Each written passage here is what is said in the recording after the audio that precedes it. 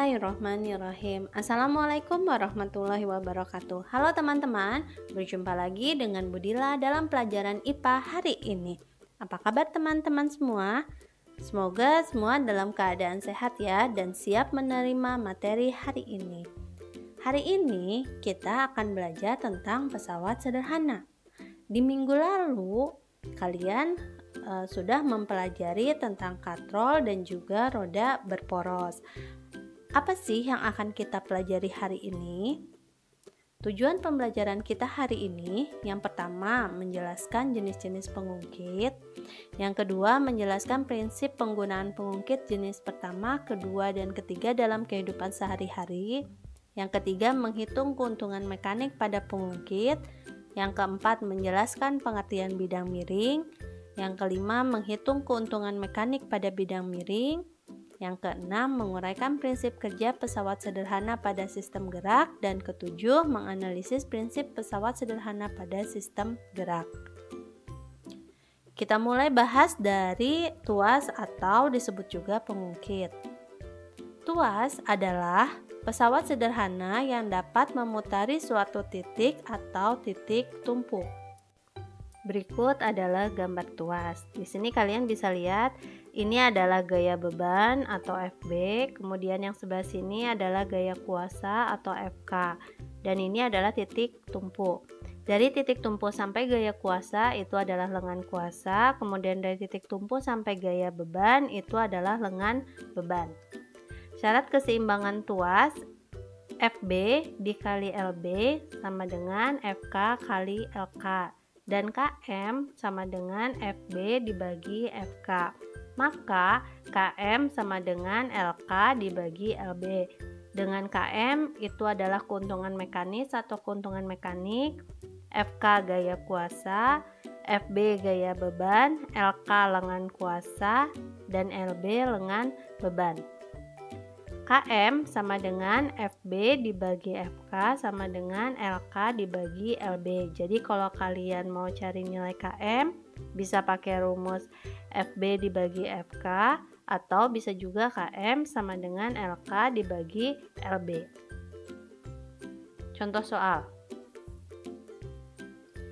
Seorang anak sedang mengungkit batu seperti terlihat pada gambar di bawah. Tentukan yang A gaya kuasa yang diperlukan anak tersebut untuk dapat mengungkit batu, yang B keuntungan mekanik. Nah, ini adalah gambar seorang anak sedang mengungkit batu. Apa sih yang diketahui? Yang diketahui dari gambar ini adalah gaya beban FB. FB-nya besarnya sama dengan 360 Newton. Kemudian dari titik tumpu sampai ke gaya beban ini adalah lengan beban. Jadi LB-nya sama dengan 20 cm. Kemudian dari titik tumpu sampai ke gaya kuasa itu adalah lengan kuasa. Berarti LK-nya sama dengan 180 cm. Yang ditanyakan yang A adalah gaya kuasa berarti FK, dan yang B keuntungan mekanik berarti KM. Jawab. Untuk jawab yang A, memakai rumus FB kali LB sama dengan FK dikali LK. Kita masukkan FB nilainya 360, LB nilainya 20, FK yang dicari dikali LK-nya 180. 360 kali 20 itu 7.200 sama dengan FK kali 180. Sehingga FK sama dengan ini pindah ruas, jadi 7.200 dibagi 180 sama dengan 40 Newton. Jadi besar gaya kuasa yang diperlukan adalah 40 Newton. Selanjutnya yang B. Yang B yang ditanya itu adalah nilai KM. Untuk mencari nilai KM, kalian bisa memakai rumus KM sama dengan FB bagi FK atau KM sama dengan LK dibagi LB.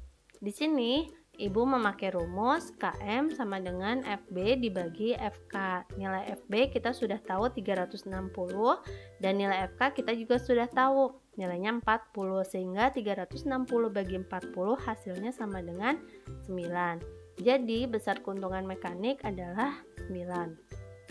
Jenis-jenis tuas atau pengungkit, ini ada 3 jenis tuas. Yang pertama ada tuas atau pengungkit jenis pertama, kemudian yang kedua ada tuas atau pengungkit jenis kedua, dan yang ketiga ada tuas atau pengungkit jenis ketiga. Bedanya apa?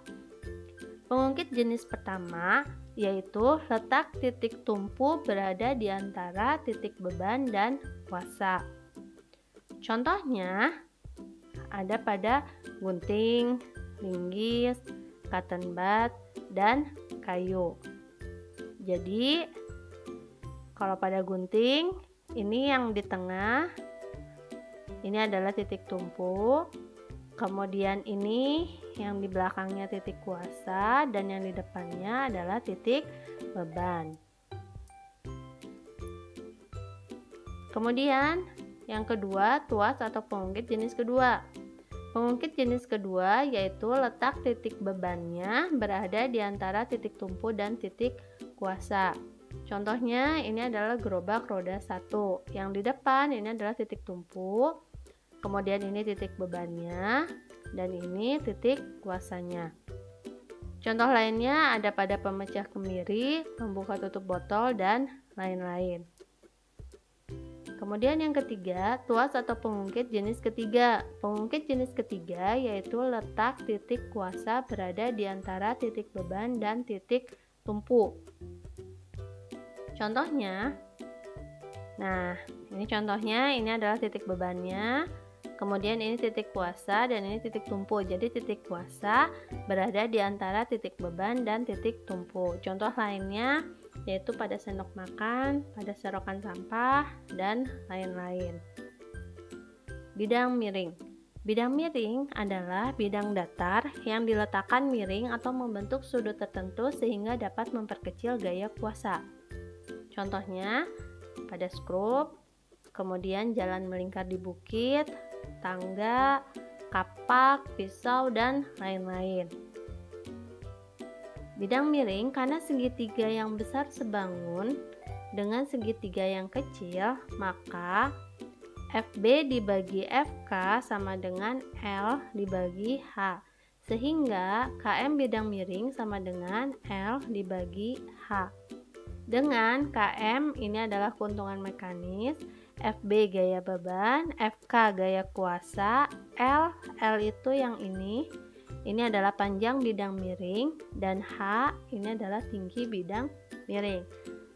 KM sama dengan gaya beban dibagi gaya kuasa, sehingga KM sama dengan FB per FK sama dengan L dibagi H. Jadi ketika kalian mau cari nilai KM bisa pakai rumus KM sama dengan FB dibagi FK atau KM sama dengan L dibagi H. Contoh soal. Perhatikan gambar berikut. Tentukan besar gaya kuasa yang diperlukan untuk memindahkan kotak dari bawah ke atas pada bidang miring tersebut. Apa sih yang diketahui? Pertama yang diketahui adalah W. W ini sama aja dengan gaya beban 600 Newton. Kemudian di sini ada tinggi bidang miring yaitu H, besarnya 6 meter. Kemudian dari A ke B ini adalah panjang bidang miring, berarti L. L-nya sama dengan 10 meter. Yang ditanya adalah nilai besar gaya kuasa atau FK.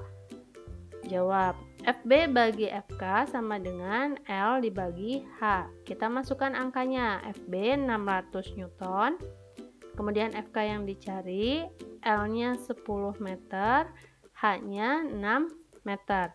Kemudian dari sini kita kali silang, FK kali 10 sama dengan 600 kali 6.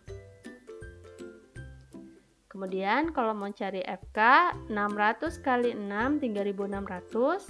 Kalau di sini kali pindah ruas jadi bagi 10. FK sama dengan 360 Newton. Jadi besar gaya kuasa yang diperlukan adalah 360 Newton. Selanjutnya, prinsip kerja pesawat sederhana pada sistem gerak manusia. Selain pada peralatan yang biasa kalian gunakan pada kehidupan sehari-hari, prinsip pesawat sederhana juga ada yang berlaku pada struktur otot dan rangka manusia. Contohnya pada saat kalian mengangkat barbel.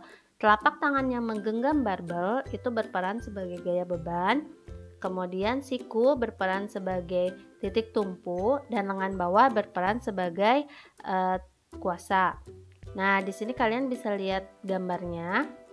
Telapak tangan yang menggenggam barbel ini adalah gaya beban. Kemudian siku sebagai titik tumpu dan lengan bawah sebagai kuasa. Karena kuasa berada di antara titik tumpu dan gaya beban, sehingga lengan bisa disebut sebagai pesawat sederhana pengungkit jenis ketiga. Kemudian selanjutnya, selain pada kegiatan mengangkat barbel, prinsip pengungkit juga dapat digunakan untuk menganalisis pola gerak tubuh pada saat kalian bermain bulu tangkis. Nah, ini ada gambarnya. Yang atas, ini adalah pengungkit jenis ke-1. Jadi titik tumpunya berada di antara kuasa dan beban. Hal ini terjadi ketika pemain bulu tangkis menggunakan otot leher untuk menengadahkan kepalanya. Kemudian selanjutnya, ini adalah pengungkit jenis ke-3. Kuasa berada di antara beban dan titik tumpu. Kondisi ini terjadi ketika pemain bulu tangkis menegangkan otot lengan dan bahu. Yang selanjutnya, ini adalah pengungkit jenis ke-2. Jadi beban berada di antara titik kuasa dan juga titik tumpu. Kondisi ini terjadi ketika otot betis pemain bulu tangkis mengangkat beban tubuhnya dengan bertumpu pada jari kakinya. Jadi, ketika kalian akan menganalisis prinsip pesawat sederhana pada sistem gerak manusia, apakah termasuk pengungkit jenis ke-1, kedua, atau ketiga, berarti kalian harus paham dulu apa bedanya pengungkit jenis ke-1, kedua, dan ketiga. Nah, beda pengungkit jenis ke-1, kedua, dan ketiga itu dilihat dari letak titik tumpu, kuasa, dan bebannya. Untuk pengungkit jenis ke-1, itu titik tumpunya berada di antara kuasa dan beban. Jadi titik tumpu ada di tengah. Sedangkan pengungkit jenis kedua, beban berada di antara titik tumpu dan kuasa. Berarti bebannya ada di tengah. Dan pengungkit jenis ketiga, kuasa terletak di antara titik tumpu dan beban, sehingga kuasanya ada di tengah. Itu adalah bedanya pengungkit jenis ke-1, kedua, dan ketiga. Materi pembelajaran kita hari ini sampai prinsip kerja pesawat sederhana pada sistem gerak manusia. Selanjutnya, jika ada materi yang masih kalian kurang paham, silahkan langsung bertanya ke Ibu. Terima kasih atas perhatiannya. Tetap semangat belajar walau belajar dari rumah. Semoga apa yang sudah kita pelajari hari ini bisa bermanfaat untuk kita semua. Ibu tutup pertemuan hari ini dengan membaca hamdalah. Alhamdulillahirabbil alamin. Wassalamualaikum warahmatullahi wabarakatuh.